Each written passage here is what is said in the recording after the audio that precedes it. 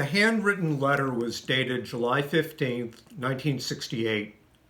My father's second wife, Kate, sent it to my mother, Shirley, 6 years after my parents divorced. Kate wrote, "I hope you are all well and having a good summer.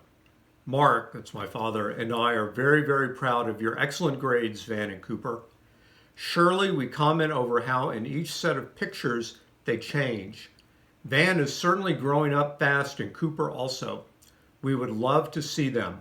Mark is very busy and both of us delighted to be in New York. With kindest regards and love to Van and Cooper, Kate."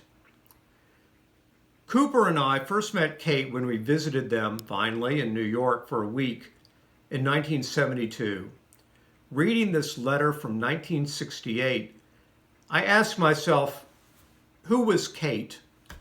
Well, she was slender, elegant, and always polite, with what I described as a refined Irish-tinged New York accent. I knew she had been a professional ballerina and had a dance studio in McAllen, Texas.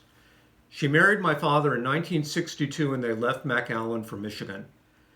Kate always lived in the shadow of our father.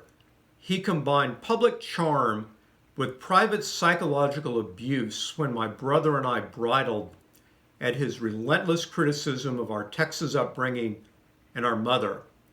Kate must have walked the knife's edge between empathy for the small-town teens and devotion to her husband. I never saw her as an individual. My late mother saved Kate's letter. Reading it stirred my interest in her. I posted a request on a Facebook page about McAllen history for information people could share. To my surprise, I had many warm responses from women who had been Kate's dance students from the 1940s to the 1960s.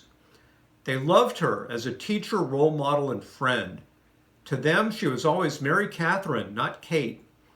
They knew her better than I ever did. Kate's life came into sharper focus thanks to a lot of online research, some findings.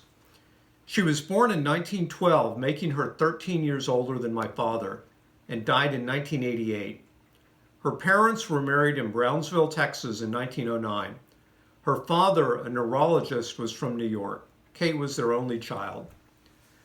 The Brownsville Herald newspaper of October 14, 1934 published a profile titled, "Member of Russian Ballet as Former Brownsville Girl." The article provides a timeline of her life. She was born in Brownsville and then moved to Yonkers at age 2. So the paper says, although under 20, Miss Dougherty has had a remarkable career as an amateur, dancing at many charity and society events. She made her first success at 14 when she danced during a notable affair at Madison Square Garden. Since the start of her professional career, she was a member of the Monte Carlo Ballet Russe. Recently, she appeared for 2 weeks with the Fokine Ballet at the Louis-Owen Stadium in New York City. On June 16, 1935, the Herald reported that Kate was performing in a satirical revue titled Parade. It opened in Boston and then moved to New York's Guild Theater. The playbill brochure for Parade lists Kathryn Dougherty as one of the chorus girls and parade girls. Finally, on December 27, 1942, the Herald reported Kate's wedding. What happened with this first marriage? I don't know. But by 1945, she had her dance studio in McAllen and lived with her widowed mother. I never saw her use her married name. She brought a classical rigor and wonderful teaching ability to the studio. One woman recalled, "She nurtured my love of dance, and in many ways, I feel like I am still a ballerina because of her. My posture and the way I carry myself, the way I hold my fingers, even in yoga, is the way she taught me. It's beautifully ingrained in me." My mother also loved her, and we would visit her from time to time.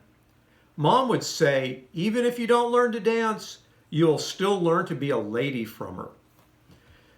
Well, these wonderful memories touched me.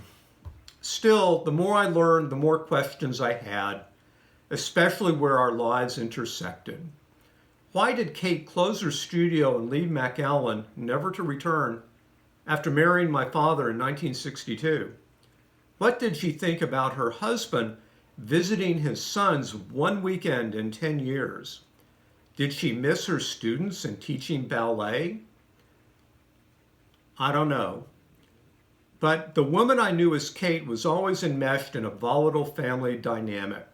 Now I'm starting to see her on her own as Mary Kathryn, but I'll never understand either one of them. Thank you.